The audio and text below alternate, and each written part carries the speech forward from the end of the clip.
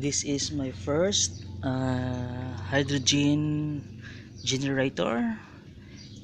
This is water and baking soda, and we try to make fuel out of water. As you see in here,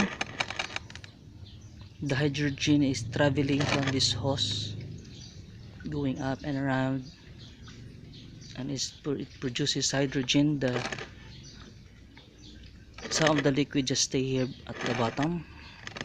If you touch this glass, it's a little bit hot because of the charge from this battery. This is a 12 volts charge. As you can see here below, hydrogen are producing.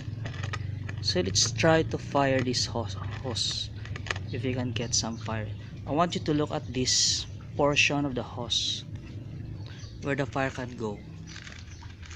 Let's fire this out.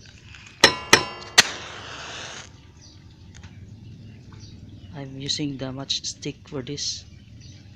Look, have you seen that? One more time.